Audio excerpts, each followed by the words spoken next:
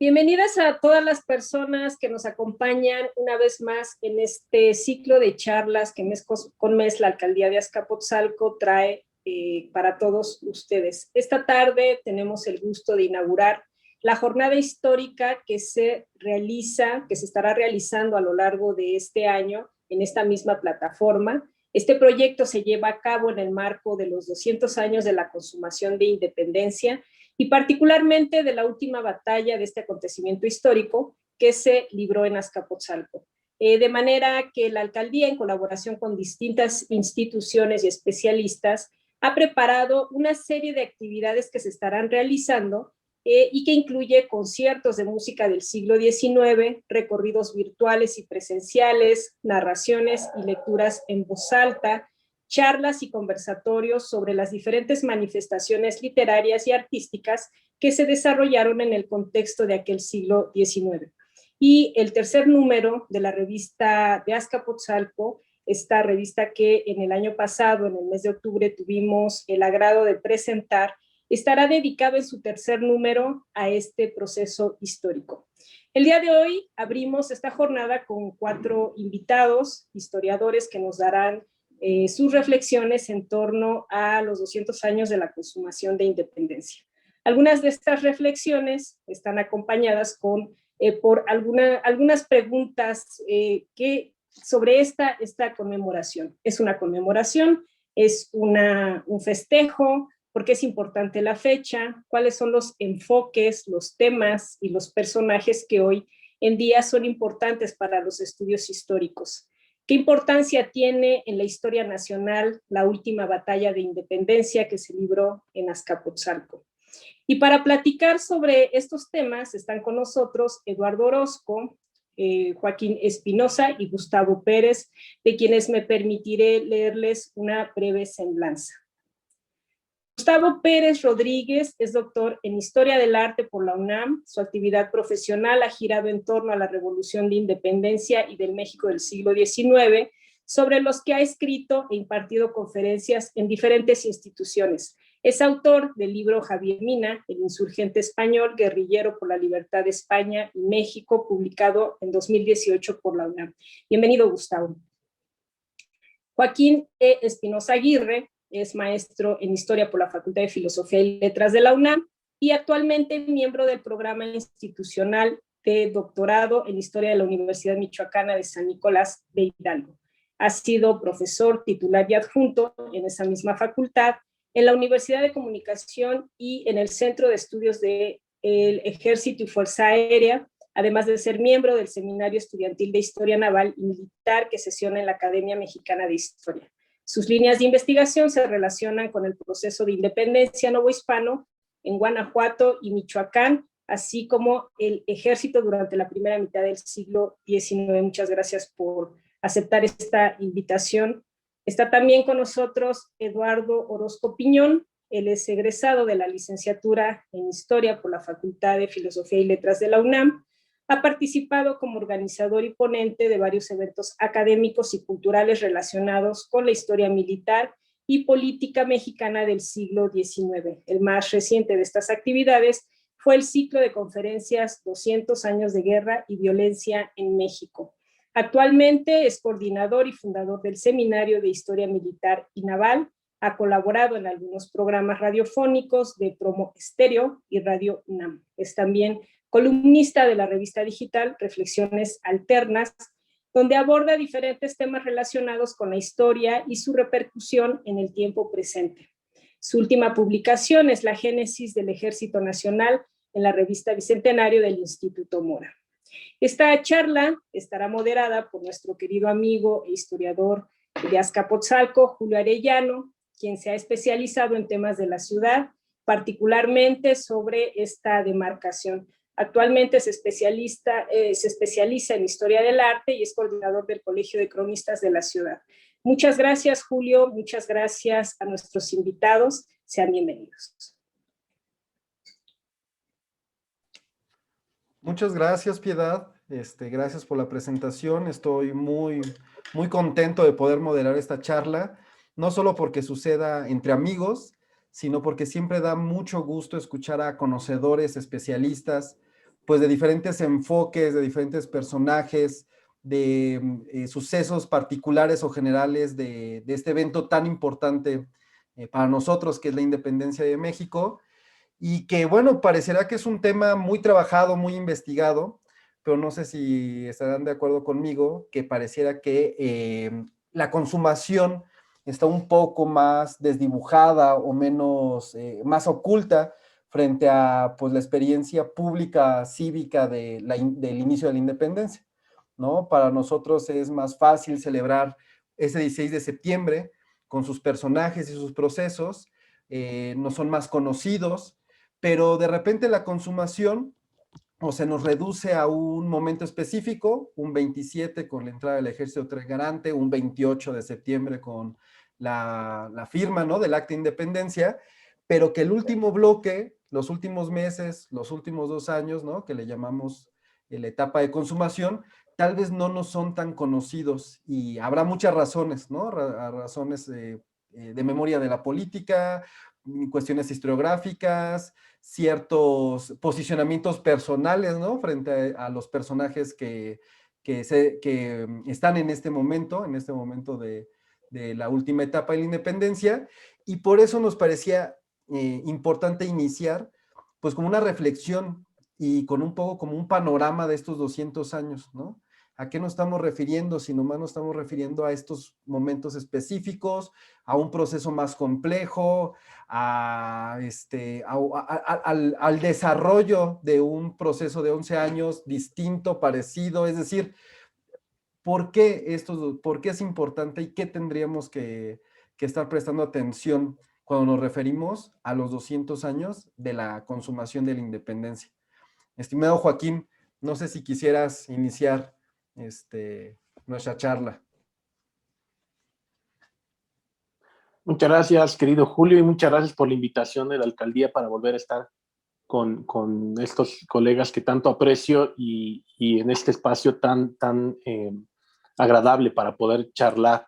Creo que lo fundamental, ya lo dijiste, ¿no? Este proceso, antes que otra cosa, es desconocido, y no solamente por los mexicanos, sino en general por la historiografía misma, es decir, por los libros de historia que se han escrito.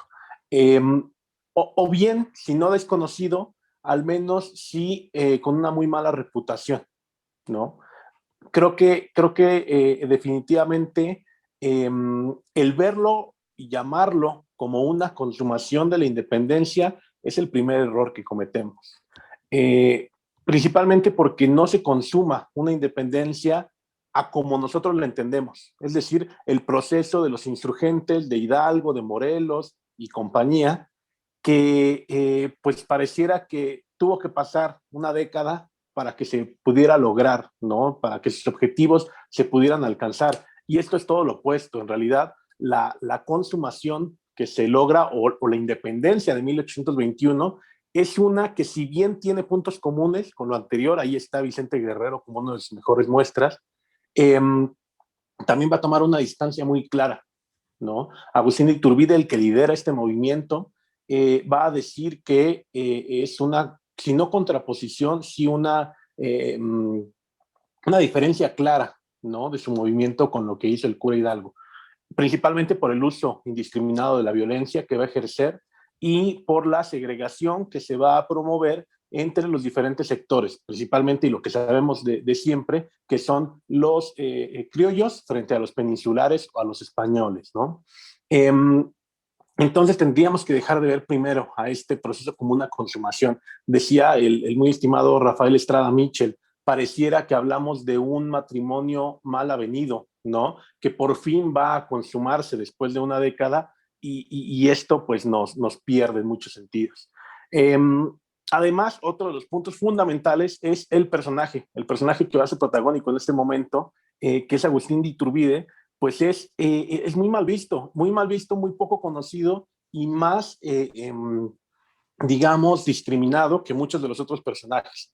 Sabemos, ¿no?, que hay grandes villanos en la historia de México. Iturbide es el primero, también Santa Anna, Porfirio Díaz, que ya tiene un poco de reivindicación, y bueno, Victoriano Huerta y Díaz Ordaz, que son esos, ni cómo ayudarles, ¿no? Pero parece ser que precisamente es la aversión que se tiene por el personaje, por este michoacano Agustín de Iturbide, que no se pone tanta atención como se debería al proceso en sí, al grado incluso de que se le achaca la autoría del plan de Iguala, que claramente sabemos que lo firmó Agustín de Iturbide, se le da a Vicente Guerrero, y por cuestiones políticas, que es lo peor, ¿no? Constantemente los diferentes organismos de gobierno, los diferentes historiadores, que es lo más grave, tiran de lado a Iturbide para tratar de enaltecer más a Guerrero, siendo que pues, ni uno ni otro tendría que ser ni enaltecido ni ignorado, simple y sencillamente investigado, comprendido y explicado, porque así todos ganamos, gana la gente a la cual se le ofrece una mejor versión o más completa de lo que fue nuestro pasado, ganan los historiadores porque realmente hacen el trabajo que tiene que hacer, que es esto de explicar, y pues gana el país en términos generales porque sabemos que conocer nuestra historia es conocernos a nosotros mismos, y más en un tema tan importante, fundacional de la nación mexicana, que es lo que estamos conmemorando, ¿no? El Plan de Iguala funda la nación mexicana y va a permitir que se logre, primero sí, un imperio mexicano, pero sobre todo la primera república federal, ¿no? Entonces, comprender mucho de este proceso nos va a ayudar a comprender lo que es el país en su conjunto, y pues en la medida de lo posible conocernos a nosotros mismos en la actualidad. Y vale la pena decir que, bueno, esta plática sucede un día después, ¿no? Del 24 de febrero, que es la firma del Plan de Iguala, ¿no? Y que se usa como emblema de, pues, la suma de fuerzas de dos bloques antes opuestos, ¿no? Que se van a organizar, coordinar y buscar, pues, fines en común. Y que, bueno, pues, de una u otra manera nosotros también seguimos, ¿no? Como utilizando estas coyunturas, a veces sin entenderlas bien, a veces, ¿no? Haciéndolas como símiles de los anteriores procesos o eventos, y que ahora vale la pena analizarlas por separado, pero también en conjunto, ¿no? Y también no como restarles importancia, porque es malentenderlas, ¿no? No solo es posicionarlo, sino es no poder como entender la complejidad del evento, ¿no? Y solo posicionarnos. ¿Qué dirías tú, estimado Gustavo?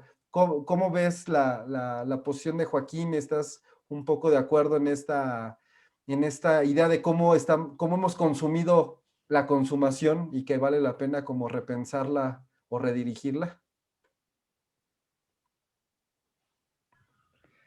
Sí, estoy completamente de acuerdo con Joaquín. Antes que nada, muchas gracias por la invitación y estar compartiendo con ustedes, grandes amigos, colegas.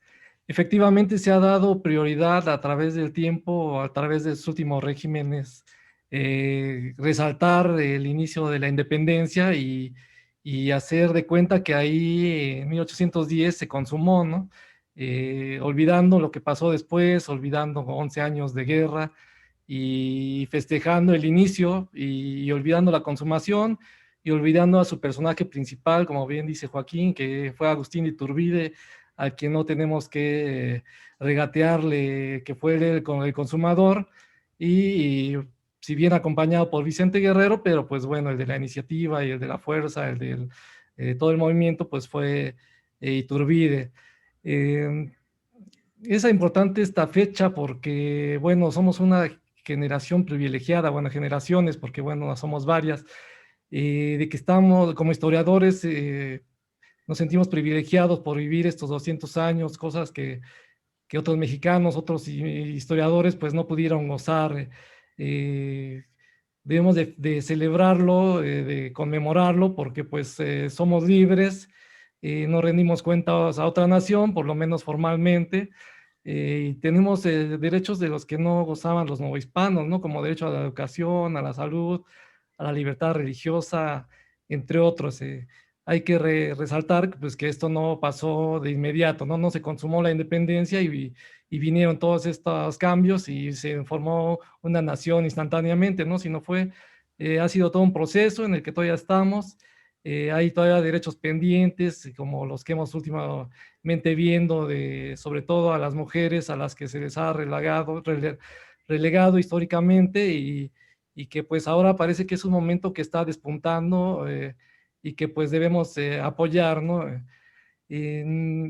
Se hablaba también si se conmemora o se festeja. En mi punto de vista, si existieran las condiciones, pues debería de ser un festejo, ¿no? Somos el surgimiento de una nueva nación, 200 años, eh, y no me refiero a levantar un monumento costoso e inútil, que más que símbolo histórico es referencia de derroche e impunidad, ¿no? Sino como este tipo de eventos que estamos realizando, de concientización y para difundir la historia por medio de diversos eventos, y quizás sí una verbena popular, pero pues de acuerdo a la situación de austeridad actual que estamos y la pandemia que estamos padeciendo, pues bueno, esto no es posible celebrarlo, y entonces tenemos que concentrarnos en conmemorar, como repito, con este tipo de eventos que se difundan a través de medios tradicionales y digitales, y para que estén en mano de la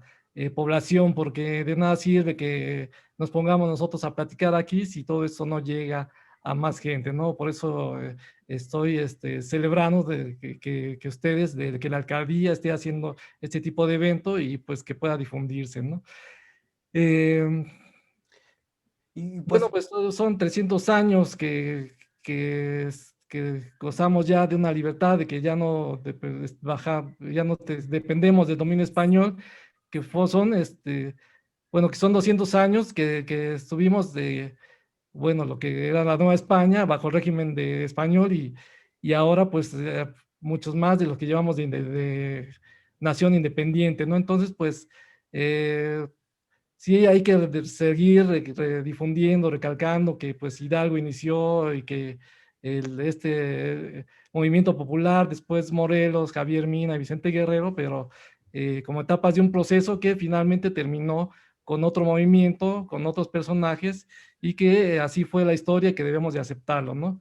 Eh, entonces, pues estoy sí totalmente de acuerdo con Joaquín en que hay que resaltar a Iturbide, hay que conmemorar la consumación como tal y hablar que fue en septiembre de 1821 y no en septiembre de 1810. Y bueno, yo creo que es muy valioso lo que nos comentas, Gustavo, cómo pese a que se logra, ¿no? Un propósito, ¿no? El de la independencia, el del acta, que aún así es un proceso que después va a requerir tiempo, ¿no? Los derechos, cambios políticos, sociales, que aunque no todos están, ¿no? En la lista de uso, ¿no? Que sí somos herederos de eso y que tal vez eso sí es algo que vale la pena festejar. Cómo se puede luchar por el cambio, cómo se puede conseguir, cómo se debe de entender, ¿no? Es decir, que las realidades no son fijas y que cuando se han hecho esfuerzos por modificarlas, vale mucho la pena acercarnos a ellos, ¿no? Y entonces, si todavía falta, ¿no? Si todavía vemos que hay como situaciones que no cuajan y que llevan tantísimo tiempo, ¿no? Problemas de tierras, indigenistas, mencionabas el tema de las mujeres, es seguir celebrando, ¿no? La lucha por esos derechos. Y pues le damos la última ronda de esa pregunta a Eduardo, un poco si nos pudiera él contar o si él quiere seguir ahondando en lo que han platicado Joaquín y Gustavo, ¿de qué eventos nos estamos hablando de esta consumación? Es un proceso o esta etapa, ¿no? Que le hemos llamado historiográficamente así, que realmente le hemos querido dividir para entenderla o para priorizar una por otra, pero este último bloque de la independencia, ¿a qué eventos o a qué nos estamos refiriendo, Eduardo? Claro que sí, mi estimado Julio. Primero que nada, pues muchas gracias por la invitación a participar en estas reflexiones, festejos y conmemoraciones sobre este evento. Y pues siempre es un gusto platicar con todos ustedes, ¿no? Sobre todo en estas condiciones como muy relajadas. Nada más rápidamente retomando lo que ya han comentado sobre si es conmemoración o sobre si es festejo, pues me parece que son ambas, ¿no? Yo creo que puede ser conmemoración sin ningún problema, porque pues implica también el hacer un proceso de reflexión sobre el pasado, ¿no? Y sobre cómo ese pasado está repercutiendo ahora en el presente, ¿no? Y en ese sentido, pues podemos entender este proceso, digamos, de consumación a través de sus grandes momentos claves, ¿no? Que serían, digamos, los eventos a conmemorar o a festejar dentro de este proceso de 7 meses, a final de cuentas, ¿no? Uno es el que estamos festejando precisamente hoy en día, el 24 de febrero, que es la promulgación del Plan de Iguala, ¿no? Eso, digamos, marca el surgimiento del, digamos, Estado mexicano en una forma de gobierno imperial, ¿no? Así lo estipula este documento, ¿no? Pero también ese mismo documento marca la creación o el origen de uno de los actores principales de este proceso de consumación, que es el Ejército de las Tres Garantías, ¿no? Y al mismo tiempo, este documento da pie al inicio de la última campaña militar que a final de cuentas nos va a llevar a conseguir esta independencia. Ahora, otro momento clave también, y en orden cronológico, sería algunos meses después, otro 24, pero de agosto, que es la firma de los Tratados de Córdoba, ¿no? Que también es un documento importante que hay que traer a cuenta, ¿no? Recordemos que este documento, estos tratados, a final de cuentas, pues representan una especie de ratificación de la independencia por un representante extranjero. En este caso sería el último virrey o último jefe político superior, si nos queremos poner muy técnicos, de la Nueva España, que es Juan O'Donoghue, ¿no? Y que también representa un momento importante porque O'Donoghue en este tratado pues entrega, digamos, las últimas plazas militares que seguían ocupadas por las tropas españolas a manos del ejército trigarante. Tenemos otro evento importante, el 27 de septiembre, que creo que no necesita mucha explicación, ¿no? Que es el momento en el que este ejército de las Tres Garantías desfila triunfalmente por las calles de la Ciudad de México, y que, por cierto, pues en este año de conmemoraciones, al parecer se va a recrear este desfile. Y tenemos al día siguiente, 28 de septiembre, la firma del Acta de Independencia Definitiva, que pues no es, digamos, la primera declaración de independencia que se hace durante todo este proceso, pero sí es, digamos, la última, la definitiva, aquella que se hace en un momento en el que pues sí, ya no hay tropas españolas que derrotar, y en ese sentido pues tiene un poco más de validez. Y para finalizar con esta ronda, agregaría yo que hay que pensar este momento, este año de 1821, no únicamente como la consumación de una independencia monolítica, que ya lo decía Joaquín, no es este proceso, no es la misma independencia la de 1810 a la de 1821, ¿no?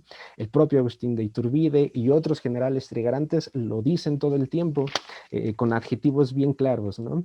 Esta de 1821 no es la revolución turbulenta del cura Hidalgo, ¿no? Sino es un proceso, es una independencia ordenada, ¿no? Entonces este va a ser, digamos, uno de las justificaciones del ejército trigarante, el orden en el movimiento, el orden en este proceso. Pero también, aparte de consumación, y no hay que perderlo de vista, es también el surgimiento del Estado mexicano moderno, ¿no? Es el surgimiento del sistema federal, que va a surgir en 1824, ¿no? Es decir, no solo es el fin de un proceso, sino también es el inicio de otro proceso bien diferente y bien interesante, ¿no? Es una nueva forma de hacer política en México, y pues parece que se nos olvida eso. De ahí la importancia de esta fecha, de ahí la importancia de conmemorar, además de festejar, ¿no? Entender que es el fin de algo, pero al mismo tiempo el inicio de algo nuevo. Muchísimas gracias, Eduardo. Muchísimas gracias a Joaquín y a Gustavo por esta primera ronda, pues que un poco nos pone como de contexto, ¿no? Que estamos hablando de cosas muy complejas, que no nos referimos solo a eventos militares, aunque son, ¿no? De parte clave de esta etapa, que hablamos de procesos políticos, jurídicos, que cosas que se continúan, que se rompen, que algunas no cuajan, que otras se tienen que replantear, digamos, un poco como vivimos la vida actual, ¿no? Que quisiéramos saber dónde empieza y termina algo, y en realidad lo que terminamos es caminando en conjunto muchos procesos sociales, y que creo que de ahí que sea tan valioso pensar en la política y en la sociedad pasada, porque es un ejercicio que uno tiene que hacerse en la vida, ¿no? O sea, ¿de dónde salió esto y por qué se toman estas decisiones? Y son el mismo grupo distinto al interior. Digamos, se vuelve muy enriquecedor, aunque también un poco abrumador, y que tal vez, ¿no? Por eso luego nos gusta sintetizarlo en fechas, en frases, pero bueno, pues ni modo, la complejidad tiene sus recompensas cuando se va dilucidando un poco el evento. Y ya se dejó un poco sobre la mesa cuáles son como estos temas nuevos, ¿no? O estas miradas o estas elecciones que tal vez ahora le estamos prestando atención o porque fueron olvidadas o porque fueron mal vistas o porque fueron censuradas o manipuladas, ¿no? Según el interés de la época, del gobierno, de los historiadores, todos, ¿no? Nos vamos formando en ciertos sistemas de valores sociales, epistémicos y, ¿no? Nos vamos para un lado y luego no para el otro. Y ha salido pues mucho a relucir Agustín Iturbide, ¿no? No es inevitable. Pero, ¿qué otros personajes, qué otros momentos, o qué estamos mirando en estos 200 años? ¿Qué trabajos, qué enfoques ustedes resaltarían? No sé si quieres empezar, Gustavo. Sí, creo que en ese tipo de eventos es necesario reafirmar lo que dijo Joaquín al principio, eh, porque últimamente lo que he visto en la publicidad, efectivamente se está resaltando a Vicente Guerrero, presentándolo como el consumador, y aparte ahora se está haciendo mucho hincapié en su origen afrodescendiente, algo que es en la actualidad políticamente correcto, ¿no? Resaltar que fue el primer mulato presidente, que cualquiera puede llegar a, ya hay un presidente indígena, ahora puede haber, ya hubo también un mulato. Eh, pero en cuanto al primer punto, debemos ser estrictos y lo que afirmamos y difundimos los historiadores debe estar pegado a la evidencia y a lo que podamos comprobar, que en este caso es, en este periodo es a través de documentos, ¿no? Si bien es cierto que Guerrero fue el jefe insurgente más perseverante y significativo para 1821, fue la iniciativa de Iturbide la que logró la anhelada consumación, aprovechando sí un escenario internacional que le favoreció, pero bueno, fue su iniciativa y con las tres garantías, ¿no? De unión, religión e independencia. Pero Iturbide hay que buscarlo, hay que decirlo, buscó también apoyarse de la insurgencia, ¿no? Esto ha quedado un poco olvidado porque pues obtenía ese otro lado de apoyo, había, ¿por qué no decirlo? Había gente que estaba ilusionada con la primera insurgencia popular y necesitaba esa fuerza y fue los primeros que buscó, ¿no? Entonces hay que resaltar esto, sí estaba ahí Guerrero, pero bueno, de eso a decir que él fue el que hizo la consumación, pues es faltar a la verdad, faltar a la historia, es algo que no podemos seguir repitiendo, no podemos seguir señalando a Iturbide como el villano de los primeros que hubo después de Cortés, muchas veces sin entenderlo, sin saber su historia, y dejarnos llevar por pues, lo que se va diciendo continuamente la tradición, ¿no? Hay que recordar que Iturbide tuvo también momentos en que se le resaltó, en que su nombre apareció en el Congreso de la Unión y sin embargo después fue literalmente arrancado, ¿no? Así es la historia, no es una historia lineal, sino tiene sus puntos, sus grises, sus arribas, sus abajos. Y bueno, hay que recordar que Guerrero y Iturbide pues volvieron a ser antagonistas después de la independencia y que ambos llegaron a tener el poder, uno como monarca y otro como presidente de la República, pero solo para ser denostados ambos en sus gobiernos y morir frente a un paredón de forma por demás injusta de los dos, ¿no? Entonces, también hay que resaltar la historia regional, ¿no? Como lo está haciendo la revista Azcapotzalco, como este tipo de eventos, porque pues mucho tiempo la historiografía se dedicó a investigar a los grandes personajes, los hechos generales que trascendieron al país. No obstante, pues ya tiene algún tiempo que se está haciendo historia regional, afortunadamente, que ilumina sobre hechos a una escala menor en cuanto a detalle de una población, de un lugar, y que le da identidad a estas poblaciones.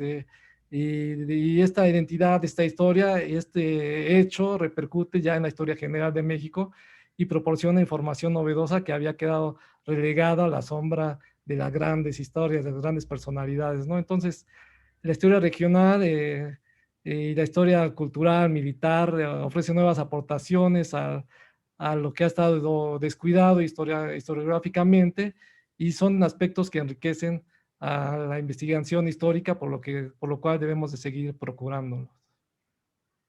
Muchas gracias, Gustavo. ¿Tú cómo lo ves, Joaquín? Pues además de, o sea, Agustín de Iturbide sin duda, ¿no? Él, sus redes, ¿no? Como, no, él como personaje, pero él también como ejemplificador de un grupo o de ciertos intereses o regiones. ¿Qué más se estaría investigando, trabajando para para ese bicentenario? ¿Hay algunos otros actores a los cuales habríamos que voltear a ver? ¿O con Agustín nos permite revelar buena parte del suceso? Yo creo que precisamente esta otra perspectiva en la cual pasamos de largo el proceso solamente asumiendo que Iturbide lo logró, tampoco ayuda al entendimiento, ¿no? Evidentemente él fue el que tuvo el liderazgo, el que concentró los planteamientos del plan de Iguala, que no inventó ni se lo sacó de la manga, por supuesto. Ya Guadalupe Jiménez Codinacho lo ha dicho muchísimo y desde hace muchos años. Eran ideas que ya estaban presentes en el propio Vicente Guerrero, ya estaban presentes desde 1818-19, y tampoco se puede achacar todo lo bueno ni tampoco lo malo a Iturbide. Fueron muchos los militares de los que echó mano, muchos personajes del clero, del ejército, de las grandes corporaciones, ¿no? Creo que va a ser muy importante el que esta conmemoración y festejo, que también comparto la opinión de Gustavo y de Eduardo, tendría que, digamos, dirigirse a la problematización de este proceso por los académicos, como decía hace un rato, y por la gente que en general gusta de la historia, ¿no? A todo, o sea, no tendríamos que cerrarnos solo a la academia o a los que somos historiadores, sino que también escuchar las voces del resto de la población, de los interesados, ¿no? Problematizarlo, reflexionar, intercambiar, por supuesto, y dar divulgación a las investigaciones que van a ir surgiendo.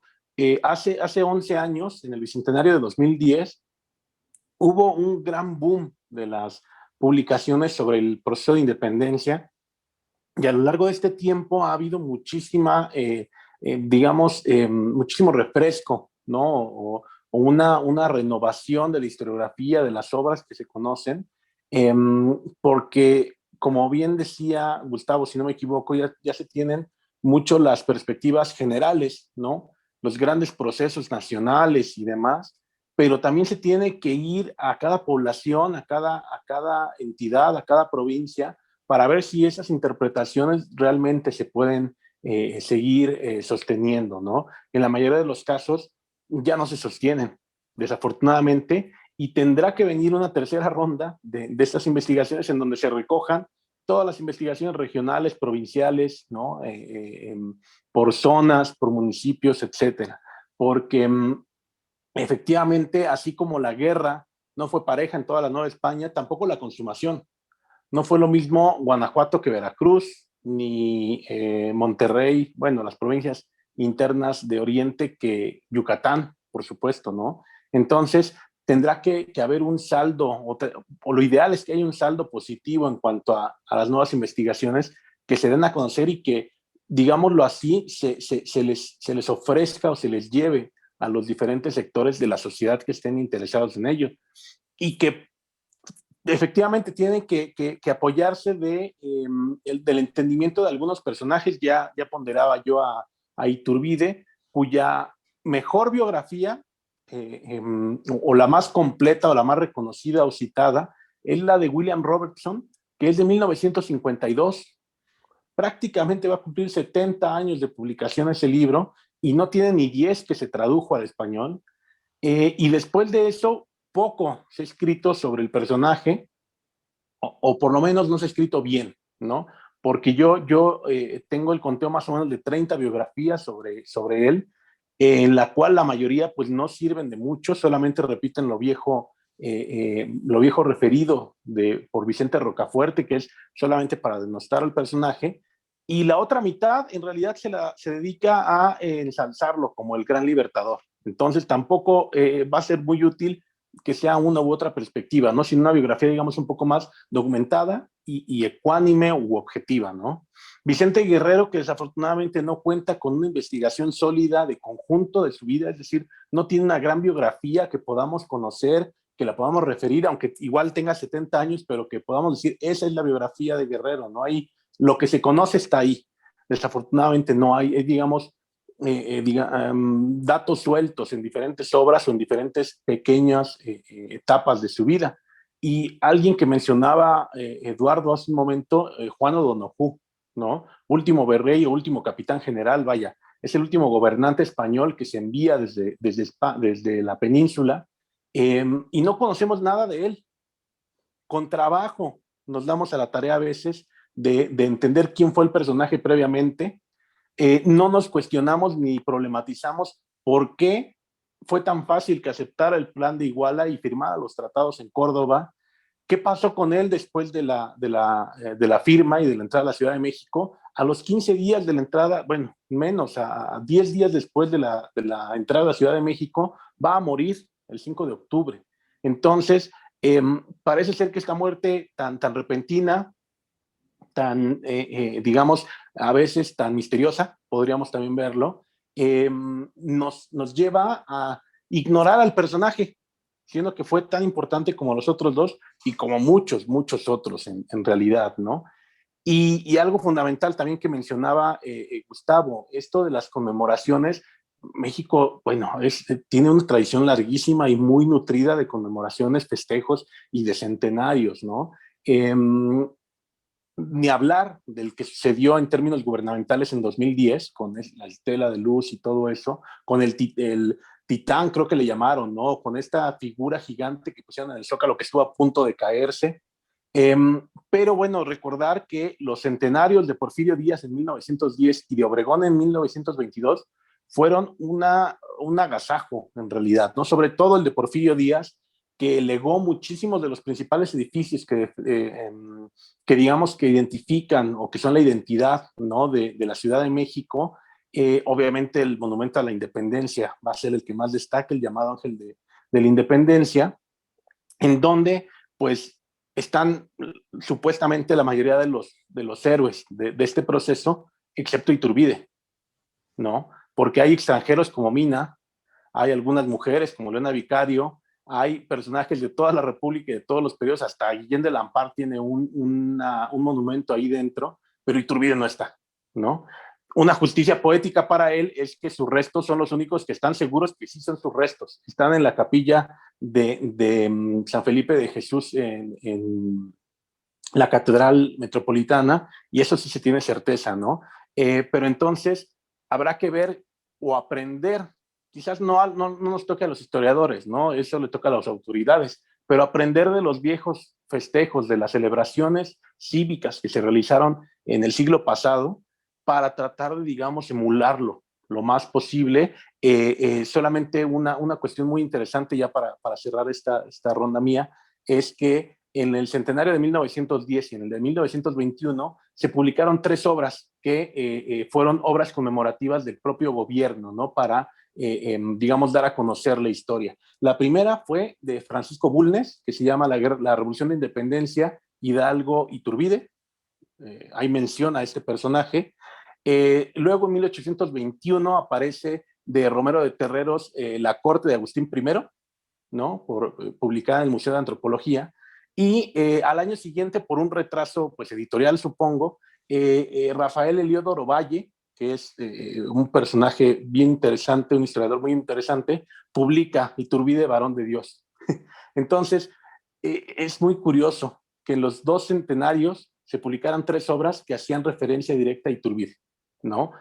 Nosotros ahora estamos en una dinámica muy diferente en donde es el último, si es que entra dentro de los propios personajes a conmemorar, ¿no? Esto que decía Lalo con el desfile trigarante del 27 de septiembre se llevó a cabo en 1921, hace 100 años. Entonces, pues a ver qué sucede este año, si hay desfile trigarante el 27, no el 16. Y suena sorpresivo, ¿no? Increíble que no haya materiales de muchos personajes, de muchos eventos, que sean como pequeños flashazos los que sabemos y que cuando queremos conocer o entender mejor no hay a dónde acudir, ¿no? Que todavía hay muchas deudas de batallas, procesos, eventos, consecuencias, ¿no? Vida cotidiana. Y algunos podrán ser más urgentes que otros, pero después de 200 años uno pensaría que lo que sobraría es material, ¿no? Que lo que uno podría es ir, acudir, debatir con el autor, estar o no de acuerdo, pero que hubiera algo con qué trabajar. Y es cierto que de muchos momentos y eventos de la independencia, pues siguen siendo novedades. Y de ahí que pues un poco, por eso fuera esta pregunta y que cerramos con Eduardo, como qué es lo que nos está permitiendo estos 200 años, qué se está trabajando, qué se está volteando a ver, qué nos permite entender un poco mejor la consumación, Eduardo. Claro que sí. Pues lo más fácil, ¿no? Lo más fácil en todo el proceso histórico yo creo que siempre es reducirlo y narrarlo, contarlo a través de sus grandes protagonistas, ¿no? Y por supuesto que los grandes protagonistas, ya hablaron sobre ello, pues son Iturbide y Guerrero, ¿no? Y más, se vuelve más interesante esto cuando los vemos como antagonistas, ¿no? Uno malo, otro bueno, ¿no? Uno republicano, otro monárquico, ¿no?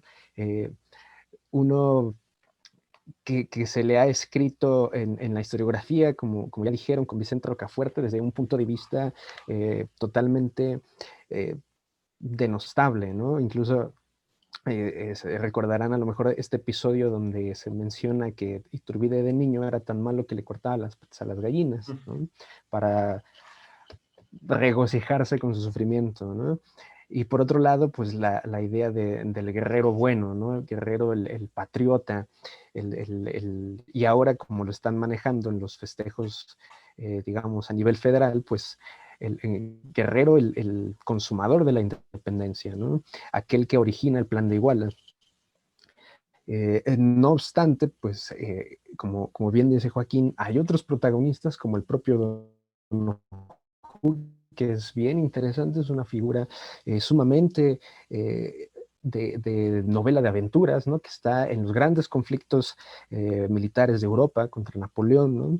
Es un personaje que además de todo tiene ascendencia irlandesa, ¿no?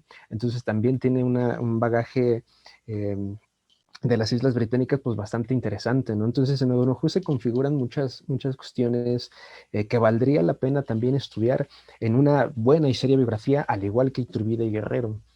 Pero también tenemos otro personaje prácticamente desconocido que durante un muy breve tiempo detenta el poder en la Nueva España y en esta coyuntura que es Francisco Novella, ¿no? El virrey, digamos, espurio que da un golpe de estado para tratar de salvar el reino en contra de Iturbide, ¿no? Del cual tampoco sabemos nada y que también pues valdría la pena retomar. Pero así como están estos cuatro personajes, pues podemos ver este año de 1821 a través de los demás protagonistas, ¿no? Por ejemplo, en todo este proceso está Anastasio Bustamante, ¿no? Que llegará a ser presidente de la República. Está también Nicolás Bravo, otro presidente de la República. Está José Joaquín Herrera, otro presidente, ¿no? Es decir, me parece que si nos alejamos pues, de esta cuestión personalista y de esta dicotomía de buenos y malos, y lo volvemos un poquito más complejo, se vuelve más interesante y más rico todo este proceso, ¿no? ¿Por qué no entender entonces el año de 1821 como una especie de relevo generacional, donde todos estos personajes y todos estos militares, políticos que están unidos en torno al Plan de Iguala, toman el poder y llevan las riendas de la nación, ¿no? De ahí esta idea que les comentaba, de que no solo es la consumación de la independencia, sino también el surgimiento de algo nuevo, ¿no? Ahora bien, en otra cuestión, pues mucho se ha escrito sobre los aportes, como decía Joaquín, los aportes a la historiografía o a la historia a partir de los festejos del bicentenario del inicio de la independencia en 2010, pues surge este boom de publicaciones, ¿no? Y apenas va comenzando 1821, ya van algunos libros publicados. A ver, todavía falta esperar por algún trabajo, digamos, de gran calado que este año pues ofrezca una nueva interpretación de todo este proceso, ¿no? Porque, digo, no es cosa menor, pero lo que ha proliferado en estos 2 meses de 2021, pues son más compilaciones documentales, ¿no? Que por supuesto son necesarias para estudiar el proceso, pero falta, digamos, esta parte interpretativa, ¿no? Y algo también bien interesante es si nos enfocamos en las regiones de la Nueva España y en cómo interactúan con todo este proceso de consumación, pues nos damos cuenta de algo bien interesante, ¿no? Que es que digamos, la gran virtud del plan de Iguala es crear bases de apoyo en las regiones, a final de cuentas, ¿no? Recordemos que Iturbide, al momento de crear o más bien de redactar el plan de Iguala, escribe en 3 niveles bien delimitados, ¿no? A un nivel militar, se cartea con todos los militares importantes de las provincias novohispanas, se cartea también con políticos, con diputados convocados a cortes, ¿no? Pide consejos jurídicos sobre sus ideas, y se cartea también con el sector eclesiástico, ¿no? Es otro de los grandes sectores importantes que ayudan en todo este proceso, ¿no? Y todos estos 3 sectores bastante importante, porque sin ellos, sin ese apoyo, no se hubiera logrado la independencia, ¿no? La campaña militar del ejército trigarante hubiera fracasado por completo, ¿no? Sin arraigar, digamos, en estas cuestiones. Y en última instancia, pues me parece que hay que resaltar que más allá de los protagonistas personales, pues hay que entender que el gran protagonista colectivo es este movimiento político, militar, social, a lo mejor también se le podría llamar así, hasta cultural podría ser, ¿por qué no? Que es la trigarancia, ¿no? Como este movimiento que pues enarbola las ideas de independencia, que enarbola un sistema político con el que a lo mejor podemos o no estar de acuerdo a 200 años, pero que es el que a final de cuentas engloba todas estas posturas y, digamos, las conduce hacia un fin último, que es esta independencia. Y pues el propio Agustín de Iturbide y otros personajes como el virrey Juan Ruiz de Apodaca los dijeron en su momento, ¿no? A principios de 1821. Dicen, la independencia se habla ya como un hecho consumado, ¿no? Y hay peligro de que estalle un movimiento y si no hay alguien que lo conduzca o algunos personajes que lo conduzcan, pues esto se va a volver un caos como en 1810, ¿no? Entonces, pues me parece que hay que reflexionar sobre todos estos acontecimientos históricos, hay que problematizar los procesos, y esto nos ayuda pues a comprender más la historia, ¿no? Y no solo quedarnos con esta visión de buenos contra malos.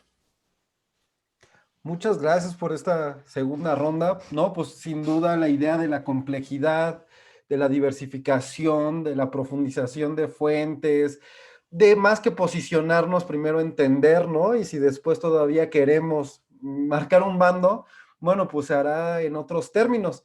Pero tal vez antes de negar, pues como comprender lo mejor posible el evento, el personaje.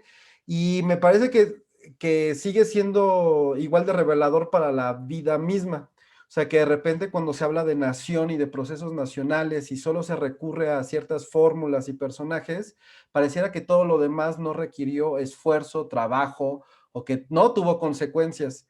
Y lo llevo un poco como de agua para mi molino, en términos como de Azcapotzalco, que es como el último punto que les quisiera plantear.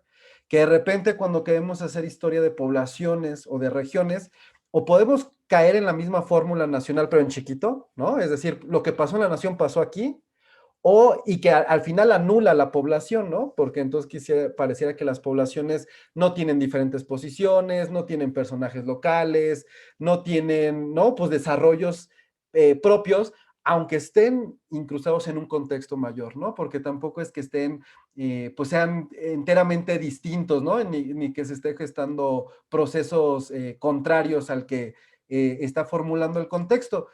Pero en el momento en que podemos de repente diversificar, empezamos a darle voz a personajes desconocidos que luego terminan siendo como nuestras propias voces, ¿no? Es decir, que de repente cuando Azcapotzalco tiene que celebrar una batalla, ¿no? Que cronológicamente termina siendo la última antes de los tratados de Córdoba, que tal vez sería como lo más exacto, porque ¿no? Nos ha tocado nosotros con Durango de repente pelearnos por la última de la independencia, porque tiene renombre, porque gusta, ¿no? Como esos títulos. Lo cierto es que, pues después de los tratados de Córdoba, me da la impresión de que ya se da como un hecho, ¿no? Que se va a consumar, aunque, bueno, pudieron haber habido aristas. Pero la complejización nos ha permitido, por ejemplo, a las historias de las poblaciones o de las regiones, encontrar el sentido de ese evento en lo concreto, ¿no? O sea, cómo de repente hay dragones, o, ¿no? Que se organizaron pues a favor del ejército español en Azcapotzalco, cómo el atrio de la iglesia se volverá lugar de patrimonio, porque ahí sucede esa batalla, y entonces va a ser procurado, va a ser restaurado, va a ser festejado. Es decir, que un caso concreto, muy chiquito, que tal vez no sea para la nación, pero que sí tiene que ver con el proceso nacional, le da voz a una población para conocerse a sí misma, ¿no? Y entonces ahí se vuelve muy enriquecedor todas estas nuevas perspectivas, aunque tengan límites o tengan conflictos o que haya tensiones, ¿no? Que todavía tengamos que resolver. Y pues para cerrar, un poco los acerco, ¿no? A nuestra alcaldía, a nuestra tierra Chintolola, que también la dejo aquí, ¿no? Somos ahí vecinos de esta alcaldía. ¿Qué pasa con estos sucesos como tan locales, tan regionales, que pues generan identidad, que generan políticas de la memoria, que generan monumentos, que inclusive ahora, ¿no? Generan ese tipo de charlas? Y quién sabe qué hubiera pasado si la batalla no hubiera sido en Azcapo, ¿no? ¿Cuál hubiera sido el pretexto para que nos sumáramos a estas reflexiones? Pero dado que fue así, ¿cómo abordar estas particularidades que parecen, ¿no? Tan específicas? Y pues ahí empiezo con el doctor Gustavo. Bueno, pues sí, hasta donde pudimos ver, me congratulo que cuando te visitamos, Julio, a ustedes, a la Casa de la Cultura, que exista esta tradición de esta última batalla, se tenga el recuerdo de las acciones, haya cuestiones artísticas como los murales que están, creo que vimos tres en ese lugar, ahí en el centro de Azcapotzalco. Y bueno, es lo que a mí me llama la atención, esto como un hecho trasciende la población y la hace suya, ¿no? Y es lo que difunden y es la identidad que tienen y eso al pertenecer a, como dices, a la última batalla, ¿no? Se busca mucho en la cultura mexicana ser el primero o el último de algo, ¿no? Entonces, me llamó mucho la atención y me gusta eso y pues me llama la atención que le pusieron a Encarnación Ortiz el Pachón, porque fue en cuanto estuve haciendo mi libro de Javier Mina, me lo encontré varias veces porque en esta etapa pues tuvo varias acciones que vivió con Mina y que yo no sabía la trascendencia que tenía para Azcapotzalco, ¿no? El que muriera en ese lugar. Eh, bueno, y bueno, ya contarán los compañeros de que si fue una acción que podía ser evitada o fue fortuita y que tuvo pues unas consecuencias graves en cuanto a este personaje, ¿no? Hablo de la relación que existía o no entre Encarnación Ortiz y Anastasio Bustamante, que durante el periodo que estuvo con Javier Mina, pues era Anastasio Bustamante uno de los enemigos férreos contra Mina, contra el Pachón, contra Pedro Moreno. Incluso estuvo él presente en la captura de Javier Mina en el rancho del Venadito, y a Bustamante lo ascendieron en premio a esta acción, ¿no? Haber capturado al traidor Mina, como decía el virrey Apodaca. Y pues hay que contar que pues el Pachón siguió adelante a la muerte de Pedro Moreno, de Javier Mina, de el padre Torres, José Antonio Torres, que era el comandante general del Bajío, insurgente, y hasta que, bueno, pues se dio cuenta que pues ya no podía hacer más por este movimiento, y pues aceptó el indulto que hay que entender, pues era ya muchos años de desgaste de él, de privaciones, de alejamiento de su familia, y bueno, que al final acepta este indulto para pues posteriormente sumarse a la trigarancia y cosas de la vida, pues quedar bajo el mando del que era su peor enemigo, que era Bustamante, ¿no? Incluso platicando con los colegas aquí presentes, hablamos sobre su muerte, ¿no? A tratar de recuperar un cañón que había quedado atascado en esta batalla de Azcapotzalco, y que vimos que está ahí una figura eh, conmemorativa. Pues queda la sensación de si en verdad fue un acto heroico espontáneo o si fue producto de una orden superior que tuvo ese tan lamentable desenlace, ¿no? Entonces son cosas que quizás hay que investigar más, quizás es solo curiosidad, que no puede llegar a algo más, pero bueno, tenemos que seguir investigando, y si alguien se acerca a buscar más sobre el Pachón, pues ver que si este final fue premeditado o fue realmente producto de una acción heroica, ¿no? Entonces, pues yo me quedé con eso y eh, congratularme de que pues se siga celebrando este hecho, y que hagan suyo, ¿no? Incluso como comentamos, pues tienen idea de que el Pachón ya es de ahí, y bueno, quizá no nació en Azcapotzalco, pero pertenece en realidad al pueblo de Azcapotzalco. Muchas gracias, Gustavo, y qué pertinente, pues mencionar al Pachón, porque además de que sí tiene una tradición muy fuerte en la alcaldía, ¿no? Además del monumento, es recordado, de hecho, en las ceremonias cívicas de la batalla, a quien se le rescate es al Pachón, y creo que porque se vuelve un personaje interesante para pensar qué hacía la gente frente al movimiento, cómo se adhirió, quién luchó, quién no, en qué condiciones. O sea, de repente es como si fuera el Pachón más cercano, ¿no? Para entender un poco el proceso de la independencia desde la comunidad, y entonces la comunidad lo siente como muy cercano en el hormiguero, en Azcapotzalco, y estos 200 años la alcaldía decidió que el Pachón fuera la imagen pues de los festejos, ¿no? Dado de muere en Azcapotzalco, y que se vuelve pues un emblema de la región.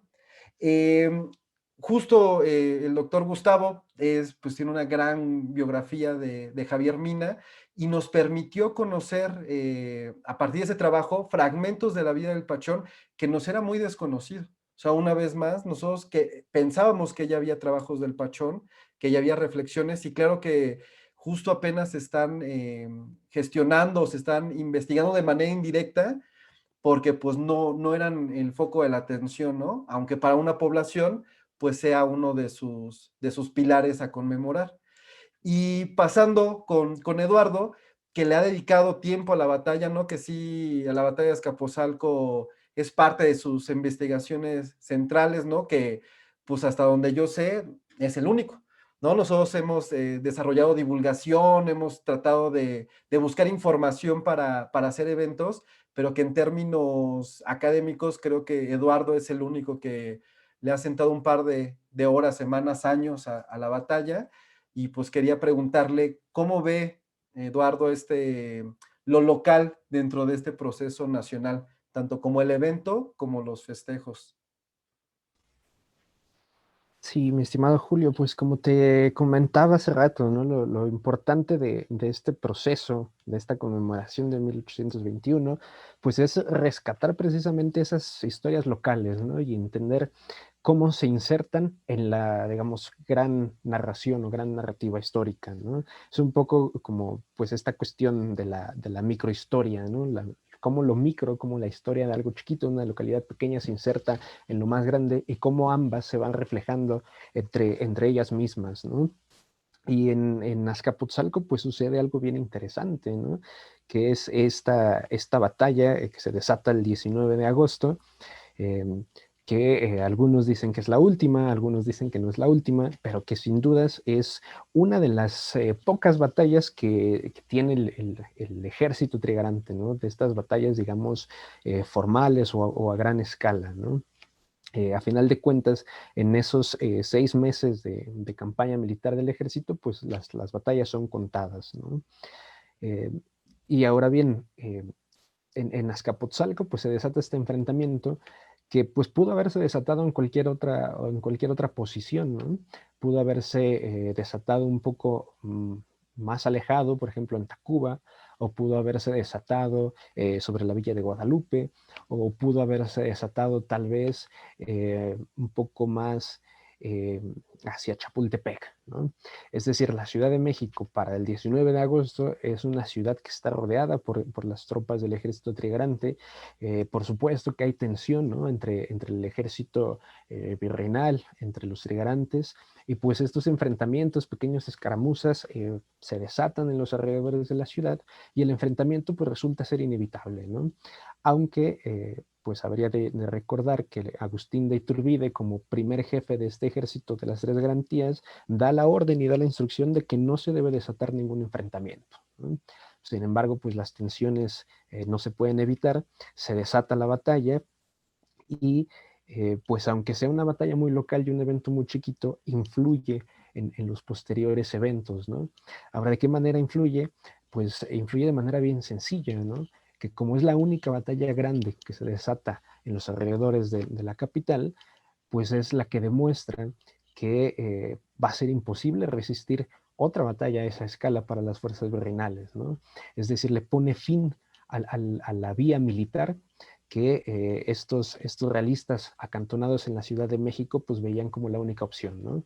De ahí no es casualidad que pues a las pocas semanas ya se comienza a hablar de un armisticio, se comienzan las reuniones entre Francisco Novella, que es el comandante de estas fuerzas, entre Agustín de Iturbide y entre Donojú, que también ya está para entonces en la capital, ¿no? Es decir, es es un evento muy local, un evento muy pequeñito, un evento que puede dar identidad a, a estas localidades, pero que al mismo tiempo tiene una repercusión en los eventos posteriores, ¿no? En lo macro. Y sobre la figura de Encarnación Ortiz, del Pachón, pues es una figura bien curiosa, ¿no? Porque él, cuando se inicia la campaña trigarante, en el mes de marzo de 1821, eh, Anastasio Bustamante se pronuncia a favor de la independencia cerca de Guanajuato y tras algunos días de marcha toma esa ciudad, entra en la ciudad y estando en la ciudad llega el Pachón y se pone a las órdenes de Anastasio Bustamante, ¿no? Es decir, podrán haber sido enemigos en otros momentos, pero en ese momento tienen un fin común y se reconoce como tal, se reconoce como parte de esa fuerza que busca la independencia, ¿no? Y a partir de ese momento, desde marzo hasta la batalla del 19 de agosto, pues marcha con él en las distintas rutas, en los distintos enfrentamientos que tiene la división que comanda el propio Bustamante, ¿no? Y pues yo no sé si sea el lenguaje pues muy rebuscado de la época o es de veras un sentimiento genuino, pero cuando muere el Pachón, eh, Anastasio Bustamante escribe a Iturbide, ¿no? Contándole lo que sucede en la batalla y le dedica unas líneas a la pérdida del Pachón que me permito leerles. Dice Bustamante, esta pérdida es la que más ha herido mi sensibilidad. Ojalá que el balazo que recibí en mi chaqueta hubiera penetrado mi carne para igualar mi suerte con la del compañero, pero esto me hubiera sido más grato y menos sensible.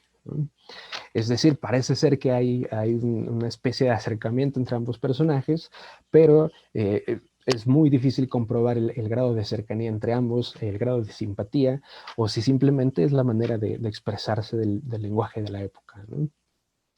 Pero bueno, como sea, es una batalla que como se puede leer en ese cachito, pues pone en vida pone en peligro la vida del propio comandante Bustamante, ¿no? Es decir, es una batalla que, a pesar de que parece muy pequeña, tiene unas consecuencias enormes, no solo en los términos, digamos, de la campaña trigarante en lo general, sino también pues en la mentalidad de los propios personajes que participaron en ella. Muchas gracias, Eduardo, y toda la razón, ¿no? De repente esas repercusiones que uno no imagina o no ve. Azcapotzalco llevará el nombre de Bustamante, y se llamará Villa de Bustamante, y Quintanar, ¿no? Que será un tema que ojalá que un día platiquemos, cómo Quintanar se cola también ahí, ¿no? Se cuela ahí en el nombre de la población, pero Azcapotzalco llevará el nombre del que será presidente, ¿no? ¿Cómo se llama? De la República, y que está también en esta consumación, y Bustamante lleva a Azcapotzalco porque se deja retratar siempre con la medalla de la batalla de Azcapotzalco, ¿no? Entonces, digamos que en ambas direcciones tiene repercusiones para diferentes motivos. Y ahí es donde le quiero darle la palabra a Joaquín, que otro de sus temas, ¿no? De sus atenciones va con Anastasio Bustamante, un personaje también muy poco trabajado, muy poco entendido, difundido, y que, por ejemplo, pues tiene repercusiones en una población de la ciudad, ¿no? Sí, sí, claro. Yo me inclinaría más bien a pensar esto que decía Eduardo, no como una formalidad ni como un lenguaje de la época, sino como algo propiamente de Bustamante. Bustamante era un romántico, ¿no? Que por ahí se habla de su papel como chambelán de algunos como personaje de acompañamiento en términos, pues, digamos, lícitos, ¿no? Y fundamentalmente porque, pues, su corazón le pertenecía a Iturbide. Tanto así que literalmente a su muerte pidió que se lo extrajeran y lo colocaran al lado de los restos de Iturbide, y siendo él el que lo trasladó como presidente a la Ciudad de México en 1838, ¿no? Esto que dices de las regiones, sí, claro, es fundamental. Se entiende cada vez mejor las diferentes aristas, los diferentes personajes, viendo la especificidad de cada una de las regiones. Azcapotzalco, digo, evidentemente, creo yo que la batalla, si no hubiera sucedido, tampoco hubiera pasado nada, ¿no? Pero eso no le quita peso en términos de la conmemoración y de la apropiación que hace la población de Azcapotzalco, dado que, pues, desde el siglo XIX, pero sobre todo hacia, digamos, estas fechas conmemorativas y de centenarios, la gente, los gobiernos, las poblaciones se apropian de ciertos héroes, ¿no? De ciertas coyunturas, de ciertos pequeños momentos, a veces de ciertos lemas. A Vicente Guerrero más se le recuerda porque la patria es primero que por todo lo que pudo haber hecho. Más se le recuerda por ser consumador de la independencia que por ser el único insurgente junto con Victoria, pero bueno, él es otro caso aparte, pero Guerrero sí se mantuvo junto con Pedro Asensio de Alquicira, se mantuvo en pie de guerra durante todos los años de la resistencia, ¿no? Entonces, a veces ponemos el énfasis en un lugar donde no lo es, donde no tendría que estar tanto. La batalla de Azcapotzalco, a final de cuentas, sirve mucho para los chintololos, para los que tenemos ese sentimiento de patria chica, ¿no? Para, pues, tener uno de los símbolos, ¿no? De apropiación, digamos, más local.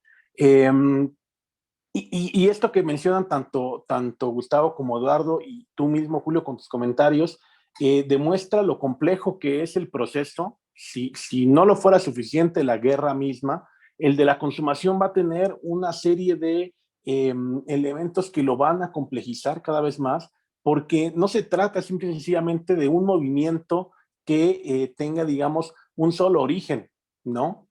En términos, digamos, Militares, sí, claro, es el plan de Iguala, ya lo dijo Eduardo, pero el origen de sus propios hombres, de los elementos que lo van a conformar, es, bueno, más amplio que nada. Va a haber muchos personajes de la insurgencia que con Guerrero se van a sumar a la trigarancia. Por supuesto, los propios realistas que como Iturbide, como Bustamante, van a tener este cambio de bando, pero también va a haber muchos personajes que se van a sumar simple y sencillamente, como por ejemplo este caso del Pachón Ortiz, digamos que viendo la coyuntura en la cual pueden insertarse y apoyar para que se consiga finalmente la independencia. Una independencia que quizás sea muy benéfica para algunos sectores, también es cierto, es muy elitista el plan de Iguala, va dirigido hacia arriba en muchos sentidos, pero que también va a hermanar a un sector, bueno, más bien a muchos sectores, en una unión, que es una de las garantías, que muy pronto se va a desdibujar. El Pachón Ortiz, personaje que ya dijeron, pues prácticamente lo que sabemos, ¿no? Dijeron Gustavo y Eduardo. Desafortunadamente, como tú dices, Julio, no sabemos mucho de él, pero hay algo fundamental. Este es un personaje que, como muy pocos de los que conocemos, fue insurgente, fue realista y fue trigarante, ¿no? Él pasó por todos los bandos y no porque fuera como se le llamaba en esa época, un chaquetero, ¿no? Que cambiaba de chaqueta dependiendo de sus intereses. Él fue un insurgente comprometido con el movimiento hasta la muerte del padre Torres, como dijo Gustavo, que por cuestiones, digamos, de declinación del movimiento para 1820, pues se va a quedar prácticamente solo en el Bajío y va a tener que indultarse y sumarse a las filas virreinales, y que, como ya lo dijo Eduardo, va a llegar a las órdenes de su antiguo antagonista, Anastasio Bustamante, para tratar de, pues, tener una participación importante durante la trigarancia. Y todo digamos, lo más importante en términos regionales que va a conjuntar a Agustín Iturbide, a Anastasio Bustamante y al Pachón, es que los tres tienen su región o su ámbito o su espacio de acción en Guanajuato. El Bajío va a ser el que, desde 1810, como todos lo sabemos, con el grito de Dolores y demás, pero hasta 1821 va a ser el lugar clave, y no porque, como dices tú, quiera traer agua a mi molino, lo hacemos, ¿no? Constantemente, pero realmente se tiene que observar que todas las tensiones que para la trigarancia se van a tener en el sur, a pesar del apoyo de Vicente Guerrero, se van a desahogar cuando Bustamante declare la independencia en Guanajuato, así como Hidalgo, ¿no? Hidalgo, la primera población importante que toma es Guanajuato. Bustamante y Cortázar van a permitir o van a facilitar que se sume Guanajuato y jure la independencia, y de ahí se van a abrir prácticamente todos los caminos.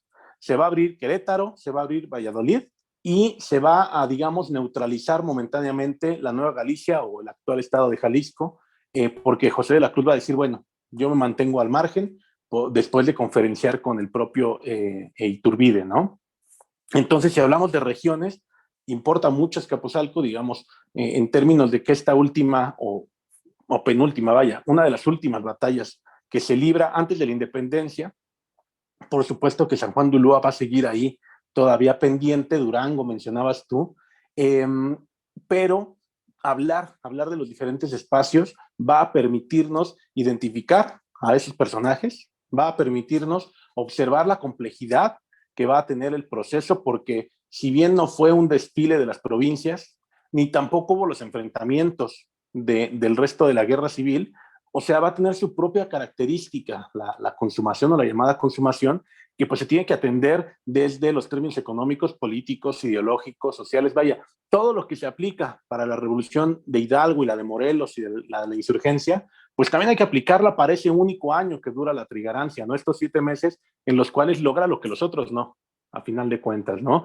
Entonces, entender a muchos de estos personajes, a Bustamante, digamos, en términos de Guanajuato, al Pachón en términos de Azcapotzalco, a Iturbide en términos de todo el reino, y estos que mencionábamos ya, O'Donoghue, los propios obispos, Cabañas, Antonio Joaquín Pérez, etcétera, nos van a permitir entender cada vez mejor el proceso en su conjunto, y que, digamos, dejemos atrás lugares comunes, ¿no? Lugares comunes como que Iturbide lo hizo todo por interés.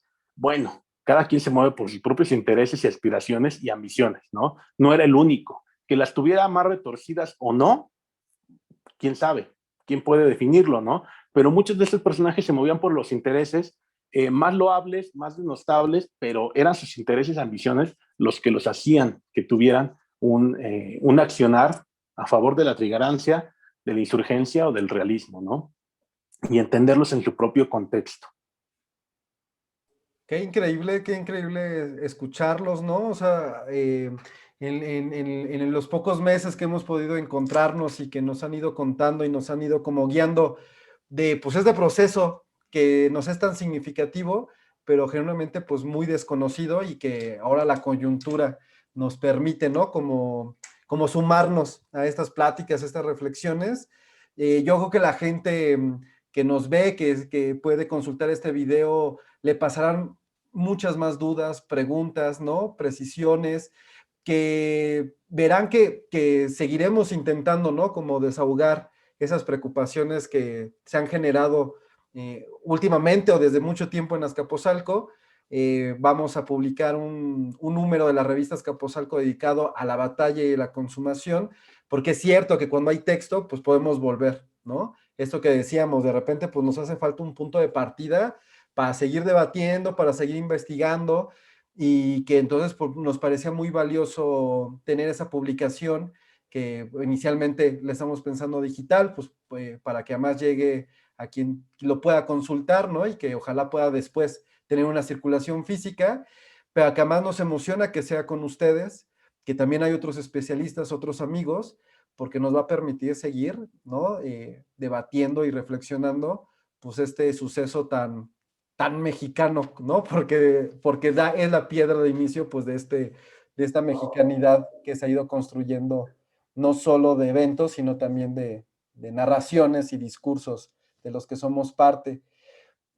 Pues, antes de terminar, no sé si quieran algunas, decir algo para finalizar, si nos pueden contar un poco cómo va su participación en la revista.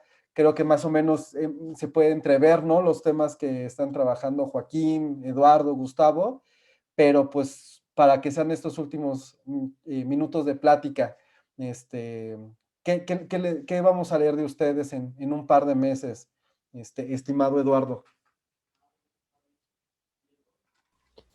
Claro que sí, pues el evento, digamos, a cubrir principal que estoy preparando para este número sobre la consumación es precisamente un relato de la batalla de Azcapotzalco, ¿no? Un relato, pues, lo más ameno y pormenorizado posible, ¿no? Por ahí también tenemos otro artículo conjunto con Julio para analizar un poco pues, los diversos relatos, las diversas fuentes que existen en torno a ese acontecimiento que pues da identidad para esta zona de Azcapotzalco, ¿no?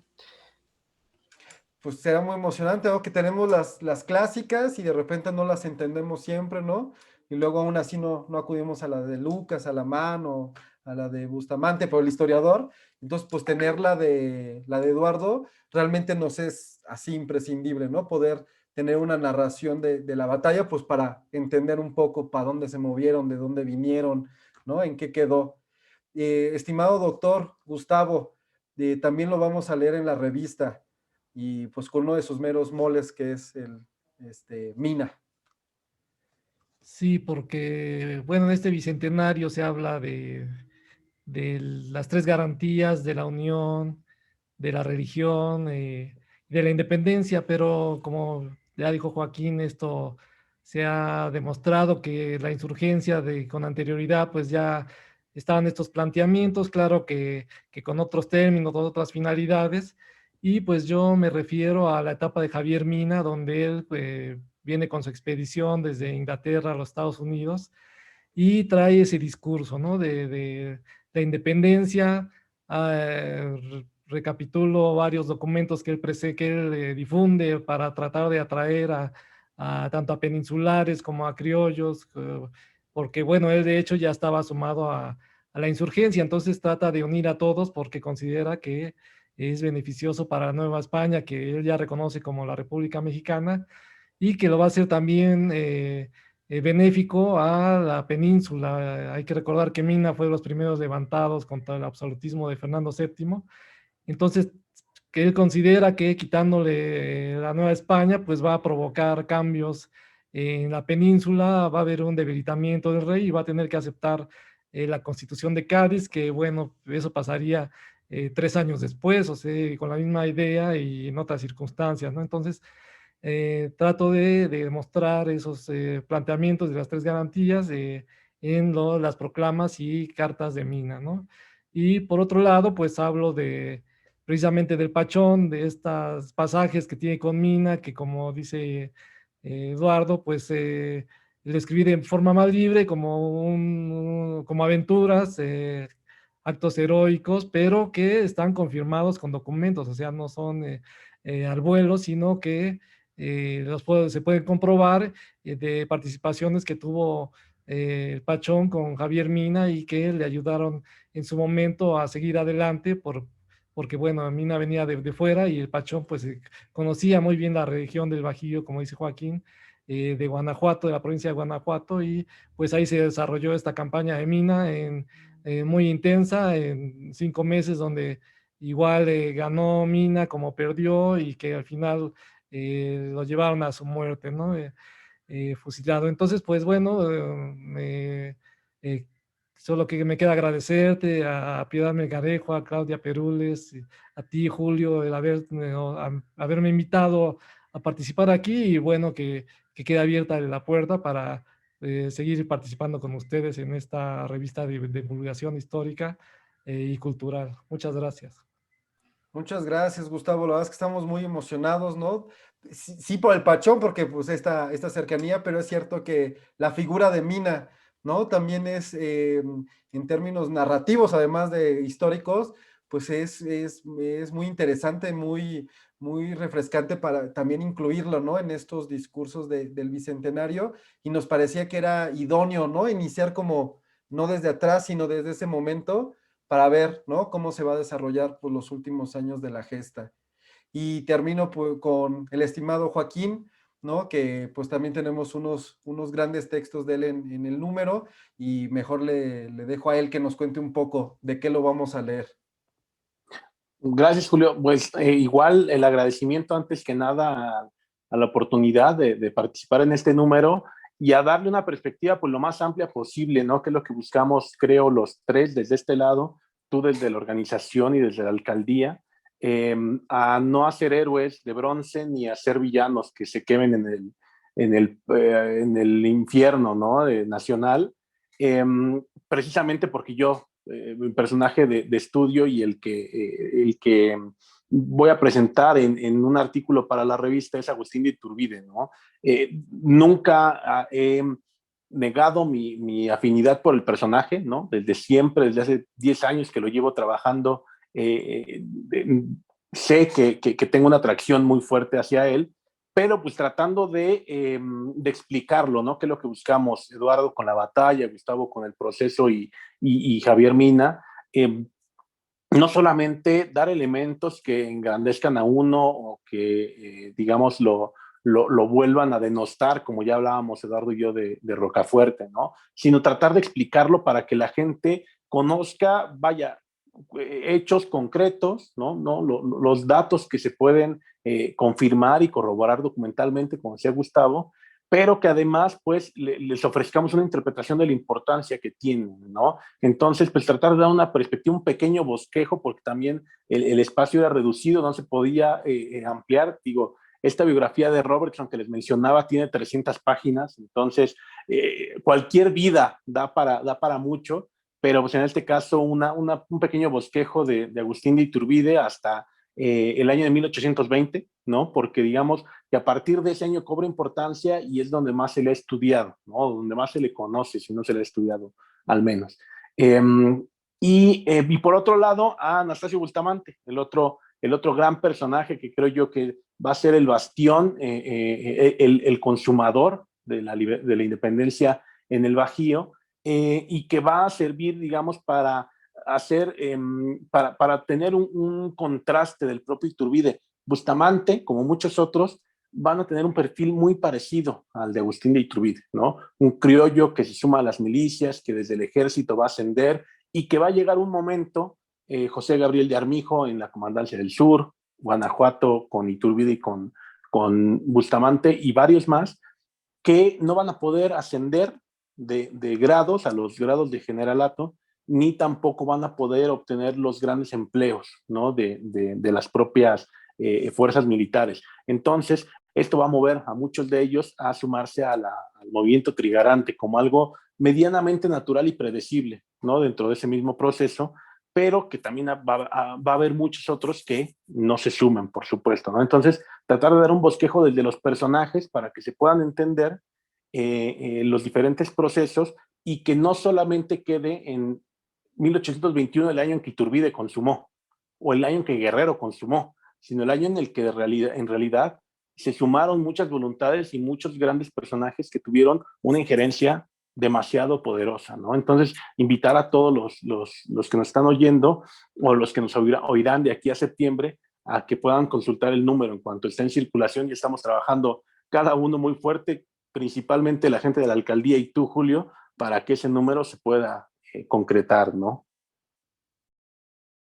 Estamos muy emocionados en cuanto tengamos, ¿no? Las primeras noticias o algún adelanto de la revista lo daremos, y cuando esté por con pompo y platillos, nos quedan un par de pláticas o un recorrido, ¿no? De celebraciones, de conmemoraciones, de reflexiones de aquí a la batalla de Azcapotzalco, ¿no? En agosto, pero también a la del grito de independencia, que seguramente, ¿no? Tendrá ahora un toque extra, y además pues la de la consumación misma, ¿no? El 27, y pues esperamos poder seguir platicando con ustedes. La verdad es que no me queda más que agradecerles no solo esta plática, sino el acercamiento, el trabajo, la disposición para pues acercarnos, ¿no? Al estudio y a la reflexión de la consumación de la independencia, y pues también a la gente que nos está viendo.